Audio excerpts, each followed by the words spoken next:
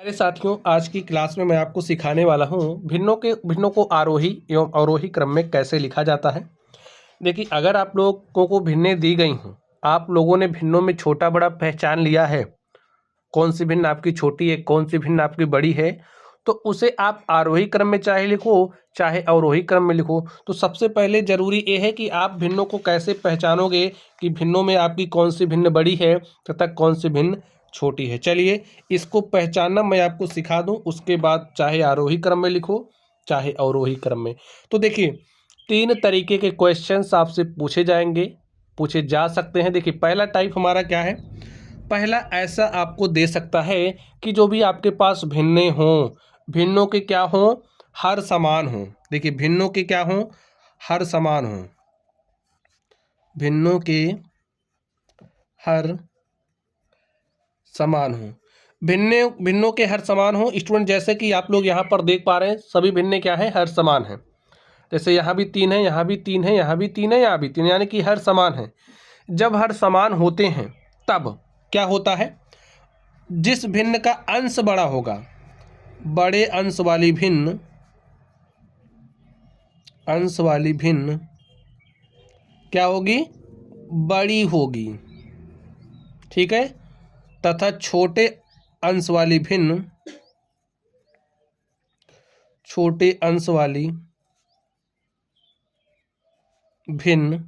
छोटी होगी।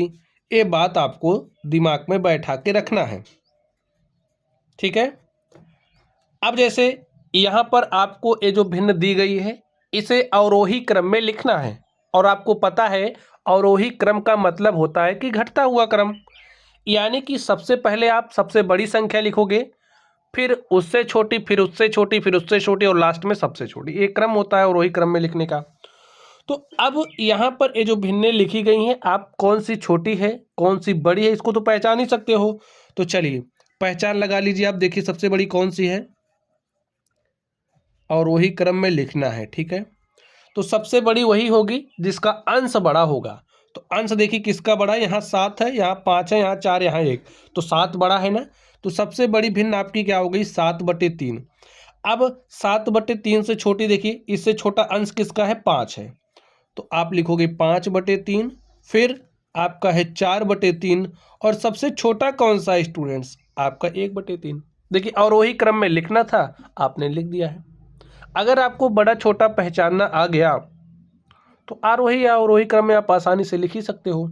चलिए, तो एक टाइप मैंने आपको बता दिया, जब भिन्नों के हर समान होते हैं तो बड़े अंश वाली भिन्न बड़ी होगी तथा छोटे अंश वाली भिन्न छोटी होगी। चलिए दूसरे टाइप पर चलते हैं। दूसरा टाइप क्या है स्टूडेंट, देखिए जब भिन्नों के अंश समान हो, क्या समान हो, देखिए प्रथम बार में हर समान था, अब जब अंश समान होगा तब क्या होगा, लिखिए जब भिन्नों के अंश समान हो। अब स्टूडेंट, जब भिन्नों के अंश समान होंगे तो इस स्थिति में जिस भिन्न का हर, अब देख लीजिए, जिस भिन्न का हर छोटा होगा वो भिन्न आपकी बड़ी होगी। तो लिखिए छोटे हर वाली भिन्न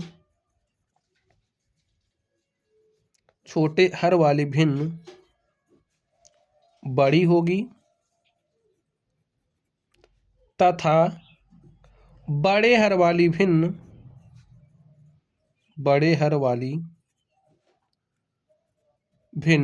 क्या होगी, आपकी छोटी होगी, ठीक है। इस बात को समझ गए। अगर भिन्नों के अंश समान हो, यहां पर एग्जांपल देख लीजिए आप लोग। चलिए, यहां पर हमारे पास इस तरीके का क्वेश्चन है। देखिए मैंने क्या कहा, जब भिन्नों के अंश समान होंगे तो जिस भिन्न का हर छोटा होगा वो भिन्न आपकी बड़ी होगी। जैसे यहाँ पर सबसे छोटा हर 1 है, तो यानी कि ए भिन्न आपकी सबसे बड़ी है। यहाँ पर देखिए सबसे बड़ा हर कौन सा है, 5 है, तो ए भिन्न आपकी सबसे छोटी होगी। अब इसे लिखना है आपको आरोही क्रम में, तो आरोही क्रम में सबसे पहले हम सबसे छोटी संख्या लिखते हैं, ठीक है। तो चलिए इसे आरोही क्रम में लिखते हैं।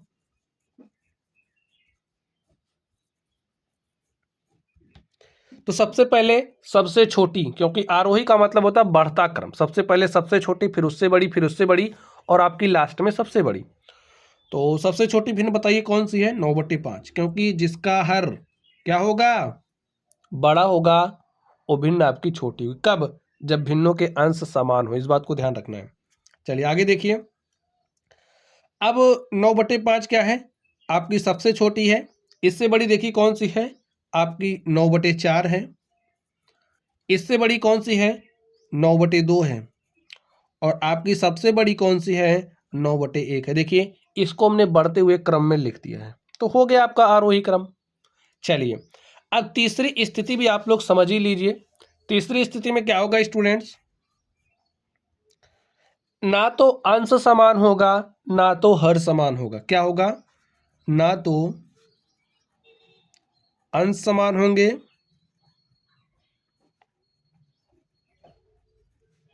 ना तो हर समान होंगे। तो क्या करोगे? तो स्टूडेंट सबसे आसान सा तरीका होता है इनको सॉल्व करने का। क्या होता है कि आप इनको दशमलव में चेंज कर लो। दशमलव में चेंज करने का मतलब क्या है? जैसे यहाँ पर आपके पास 3/2 है ना, तो 2 से आप 3 में भाग दीजिए। चलिए जैसे 2 है तो 2 से क्या करेंगे? 3 में भाग देंगे। जैसे एक बार गया तो लिख दिया यहाँ पर 2, घटा लिया, 3 में से 2 घटा 1 आया। अब भाग नहीं जा रहा, यहाँ पर हम दशमलव लगाएंगे। दशमलव लगाने के बाद यहाँ 0 लिख सकते हैं। तो 2 पंचे 10, 5 बार गए, यहाँ पर 10 आ गया। और यहाँ पर देखिए घटा दिया, कुछ नहीं है, तो भागफल हमारे पास कितना आ गया? 1.5। तो यहाँ पर आप लिख दीजिए 1.5। आगे अब जैसे 4 से 5 में भाग देना, तो भाग दे दीजिए। एक बार गया 4 आया, 5 में से 4 घटा 1 आया, दशमलव लगाया, ये 10 हो गया। 4 दूनी 8 ठीक है, तो यहाँ लिखा 8, घटाया 10 में से 8 घटाया 2 आया। अब फिर यहाँ पर 0 लगा सकते हो, ठीक है, क्योंकि दशमलव जब आपने लगा दिया तो 1 0 आप लिख सकते हो। तो 5 बार बढ़ा, 4 पंचे क्या आ गया? 20। तो 20 में से 20 गया 0। अब ध्यान से देखिए आपके पास क्या आ गया? 1.25। तो यहाँ पर लिख दो। इसी तरीके स्टूडेंट जब 3 से 7 में भाग दो, कितनी बार गया? 3 दूनी 6, 1 7, दशमलव लगाया, 10 हो गया। 3 त्रिक 9, 1 10, 3 त्रिक 9, 1 10, 3 त्रिक 9, 1 10, ठीक है। चलिए अब 5 से 2 में भाग दिया, भाग जा ही नहीं रहा, 0 बार गया। अब ये 20 हो गया और 5 चौके 20। देखिए हमने दशमलव में चेंज कर दिया है। अब आपको इसे आरोही क्रम में लिखना है, तो अब आप आराम से लिख सकते हो। कैसे लिखोगे? ध्यान से देखिए, आरोही क्रम का मतलब होता है कि बढ़ता क्रम। सबसे पहले आपको क्या चाहिए? सबसे छोटी संख्या। तो यहां से आप देख करके देखिए सबसे छोटी 0.4 अर्थात 2.5 है, ठीक है, तो सबसे छोटी हो गई। इससे बड़ी कौन सी है? यहाँ पर देखिए इससे जस्ट बड़ी, यहाँ पर 1.5 है, यहाँ पर 1.25 है, तो आपकी ए वाली है, यानी कि 5/4। अब देखिए इसके बाद देखिए यहाँ पर 2 है, यहाँ पर 1 है, तो ये छोटी है, तो 1.5। 1.5 किसके लिए आया? 3/2 के लिए। और सबसे बड़ी देखिए कौन सी है? 7/3। तो प्यारे साथियों, इसी तरीके से आप लोग भिन्नों को आरोही एवं अवरोही क्रम में लिख सकते हैं। हाँ, इसके लिए ज़रूरी है ये जो तीनों हमने नियम बताए हैं, ये आपको पता होना चाहिए। चलिए आप लोग पढ़ते रहिए। Thank you.